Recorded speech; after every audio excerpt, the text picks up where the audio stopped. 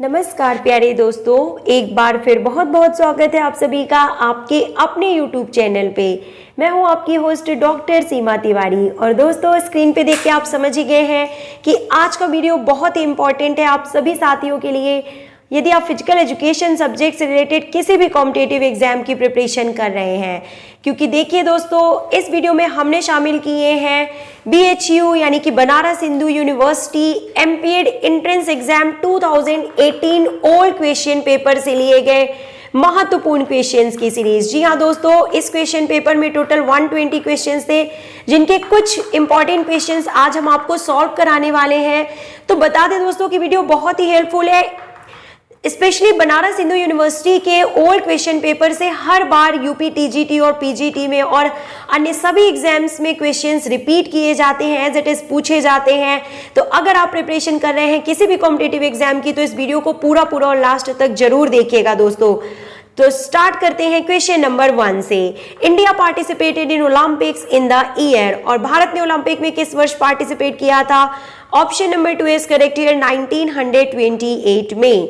Bones of humans body are classified on the basis of, और जो हमारे शरीर की जो हड्डियां होती हैं, मानव शरीर की अस्थियां होती हैं, वो किस आधार पर वर्गीकृत की जाती हैं, ये पूछा जा रहा है क्वेश्चन में। तो option number C is correct here परिमाण एवं आकार के आधार पर। Theory of insight learning was propounded by, यानी कि अधिगम के अंतःदृष्टि सिद्धांत का प्रतिपादन किसने किया था? तो Kohler is correct answer. Next equation, during strenuous exercises the major reason for onset of fatigue is. कठिन व्यायाम के समय थकावट उत्पन्न होने का मुख्य कारण लैक्टिक एसिड का निर्माण होता है। Newton's third law of motion can be primarily used to explain. Newton के गति का तीसरा नियम मुख्य रूप से किसके विवरण के लिए उपयोग करते हैं? Option number A is correct year. देखिए, रनिंग एंड जंपिंग जो है इसका इस प्रक्रिया में न्यूटन के थर्ड लॉ का जो है मुख्य रूप से इस्तेमाल किया जाता है, जिसे law of action and reaction यानी क्रिया एवं प्रतिक्रिया के नियम के रूप में भी जाना जाता है। नेक्स्ट इक्वेशन इज आस्किंग कि हीमोग्लोबिन इज फाउंड इन, और हीमोग्लोबिन किस में प्रेजेंट होता है? रेड ब्लड कार्पसेल्स में हीमोग्लोबिन पाया जाता है, जो कि ब्लड को रेड कलर प्रोवाइड करता है और साथ ही साथ ऑक्सीजन एवं कार्बन डाइऑक्साइड के ट्रांसपोर्ट में महत्वपूर्ण भूमिका निभाता है haemoglobin pigment. If we loss 3 coins, probability of 3 heads will be. यदि हम 3 सिक्कों को उछालें तो 3 हेड आने की संभावना कितनी होगी? Option number 1 is correct here 1/8 is correct answer. Which of the following is not a research tool? कौन सा शोध उपकरण नहीं है? Option number D is correct here survey. Survey जो है वो किसी प्रकार का रिसर्च टूल में शामिल नहीं होता। इसके अलावा देखिए, स्टॉप वॉच, वीडियो कैमरा और क्वेश्चनार यानी कि प्रश्नावली जो होते हैं, ये सभी रिसर्च टूल के रूप में शामिल किए जाते हैं। हृदय के दाएं निलंब से रक्त को किस आर्टरी द्वारा फेफड़ों तक ले जाया जाता है? Option number D is correct here pulmonary artery. जी हाँ दोस्तों, क्वेश्चन में बात की गई है कि दाएं निलय से यानी कि राइट वेंट्रिकल से किस ब्लड वेसल के द्वारा ब्लड को जो है फेफड़ों तक ले जाया जाता है। तो दाएं निलय की बात हो रही है, यानी दाएं निलय में आपको पता है कि अशुद्ध रक्त होता है, तो वो ब्लड वेसल्स या वो आर्टरी जो कि दाएं निलय से ब्लड को ले जाएंगी फेफड़ों तक, तो उन्हें पल्मोनरी आर्टरी कहते हैं दोस्तों। पल्मोनरी का मतलब होता है लंग्स तक जो ले जाती हैं, यानी फेफड़ों तक ले जाती हैं, और ये अशुद्ध रक्त को ले जाती हैं, और जो आर्टरीज होती हैं उनमें शुद्ध रक्त होता है, ये भी आप ध्यान रखिएगा। नेक्स्ट क्वेश्चन, कि निम्नलिखित में से कौन सी पर्यवेक्षण की तकनीक नहीं है? Option number B is correct here get together जो है वो किसी भी प्रकार की जो है सुपरविजन की टेक्निक में शामिल नहीं होती दोस्तों। इसके अलावा देखिए, विजिटेशन, कॉन्फ्रेंस और वर्कशॉप जो होते हैं वो सुपरविजन की टेक्निक के रूप में जाने जाते हैं। निम्न में से कौन सा विटामिन पानी में घुलनशील है?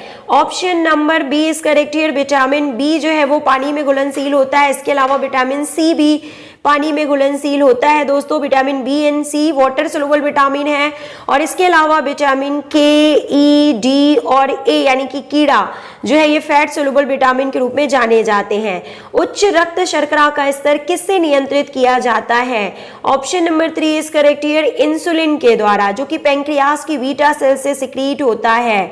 देखिए नेक्स्ट क्वेश्चन में पूछा गया है कि जो एंडोमार्फ, मीजोमार्फ तथा एक्टोमार्फ के रूप में क्लासिफिकेशन दिया गया था वो किसने प्रतिपादित किया था? तो शेल्डन ने इस प्रकार का क्लासिफिकेशन बताया है। निम्न में से कौन सा तत्व शरीर का गठन करता है? Option number A is correct here. Protein जो है वो बॉडी बिल्डिंग फूड के रूप में जाना जाता है, building blocks of the body, protein. The test of significance used for comparing two means, यानी दो साधनों की तुलना के लिए जो सार्थकता परीक्षण प्रयोग किया जाता है वो निम्न में से कौन सा है? तो टी टेस्ट के रूप में इसे जाना जाता है। नेक्स्ट देखिए कि निम्नलिखित में से कौन सा उत्तम परीक्षण का मानदंड नहीं है? तो जो सब्जेक्टिविटी होता है वो किसी भी टेस्ट के लिए एक सही क्राइटेरिया नहीं है। इसके अलावा ऑब्जेक्टिविटी, रिलायबिलिटी और वैलिडिटी जो होते हैं वो एक अच्छे टेस्ट के क्राइटेरिया में शामिल किए जाते हैं। वीडियो बहुत ही हेल्पफुल है दोस्तों, ऐसे ही question as it is exam में रिपीट कर दिए जाते हैं और अगर आप इस वीडियो को पूरा देखते हैं तो आपको बहुत ज्यादा बेनिफिट होगा आगामी सभी परीक्षाओं में। नेक्स्ट क्वेश्चन इज आस्किंग कि यदि किसी व्यक्ति की ऊंचाई तथा वजन क्रमशः 160 सेंटीमीटर एवं 64 किलोग्राम है तो उसका पोंड्रल इंडेक्स कितना होगा? Correct answer is option number D, 40 is correct answer. Next, जिसमें पूर्ण संख्या आती हो उस चर को क्या कहते हैं? Option number B is correct here. इसे पृथक चर यानी कि डिस्क्रीट वेरिएबल के रूप में जाना जाता है।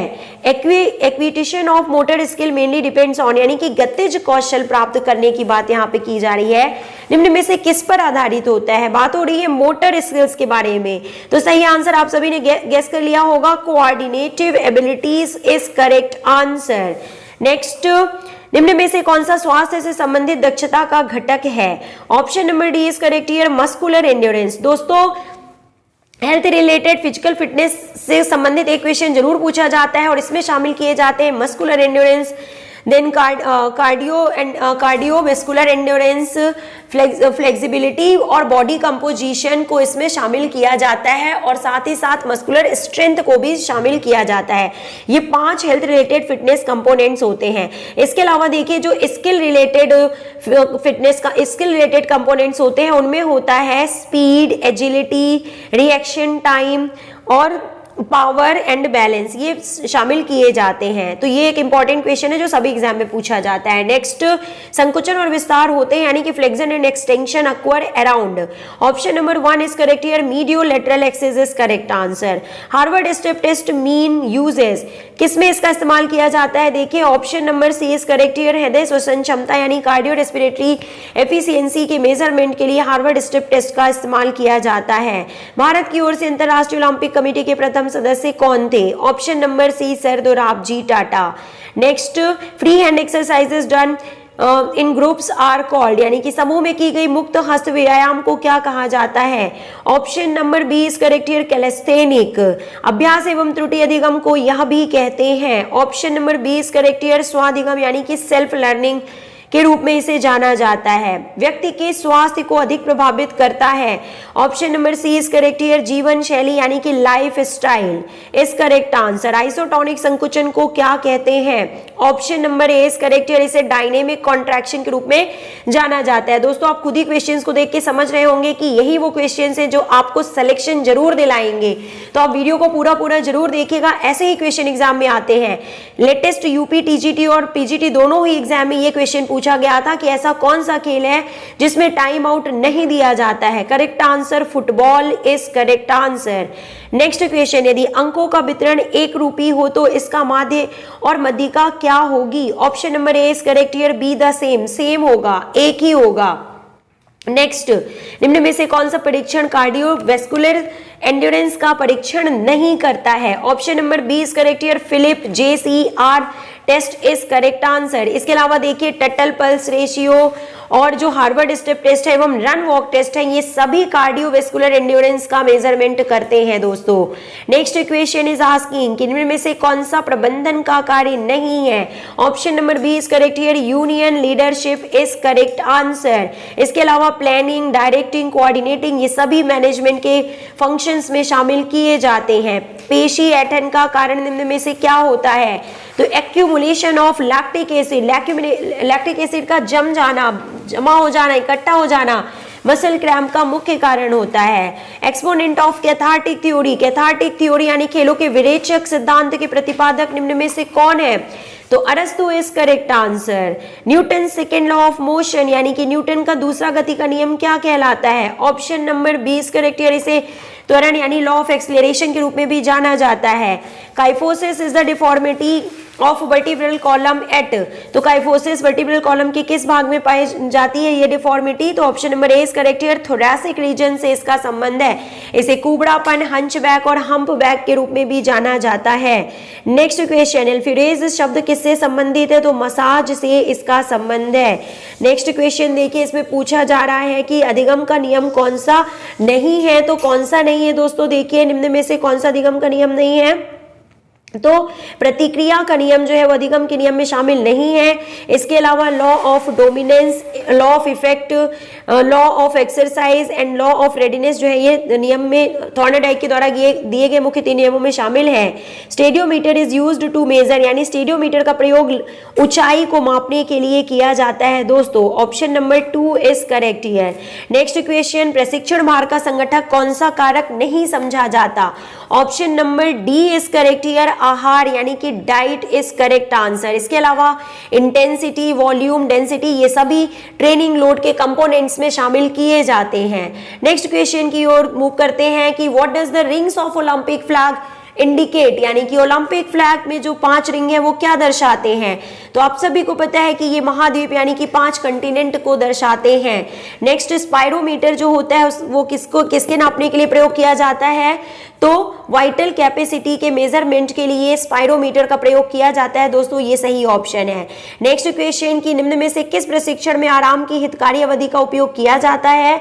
Option number C is correct here, interval training में जो है यहाँ पे जो रेस्ट पीरियड होता है वो यूटिलाइज किया जाता है। Next question, you can lead a horse to water but you can not make him to drink water, यानी कि आप किसी घोड़े को पानी तक तो ले जा सकते हैं परंतु उसे पानी पिला नहीं सकते, उसे मजबूर नहीं कर सकते पानी पीने के लिए। तो ये किस नियम में शामिल होता है? Option number C is correct here, इसे तत्परता यानी कि रेडीनेस यानी कि जब तक वो खुद से एग्री नहीं होगा, रेडी नहीं होगा, आप इसे पानी नहीं पिला सकते, इसलिए इसे तत्परता के नियम में शामिल किया जाता है।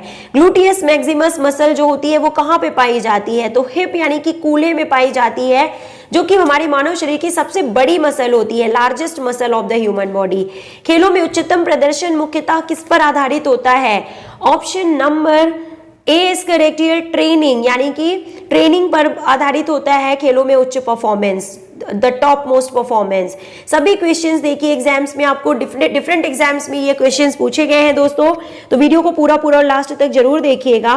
पूछा जा रहा है कि लैक्टिक एसिड जमा होने से निम्न में से कौन सी स्थिति पैदा हो जाती है? ऑप्शन नंबर 20 करेक्ट हियर, थकान। नेक्स्ट, मानव शरीर में सबसे शक्तिशाली पेशी कौन सी है? तो ऑप्शन नंबर यहाँ पे 20 करेक्ट हियर, रेक्टस फेमोरिस सबसे शक्तिशाली मांसपेशी के रूप में जानी जाती है। नेक्स्ट क्वेश्चन, ब्लड जो होता है वो कहाँ पे ऑक्सीजनेटेड होता है? तो फेफड़ों में ऑक्सीजनेटेड होता है, लंग्स में। Total number of matches in league tournament, यानी कि लीग टूर्नामेंट में अगर टीमों की संख्या 8 है तो कुल कितने मैच खेले जाएंगे? Option number C is correct here, 28।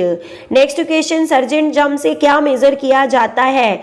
Option number यहाँ पे ए इज करेक्ट हियर, यानी कि विस्फोटक शक्ति, यानी कि बता दें आपको एक्सप्लोजिव स्ट्रेंथ मेजरमेंट किया जाता है। 24 टीमों की नॉकआउट प्रतियोगिता के प्रथम चक्र में मैचों की संख्या कितनी होगी?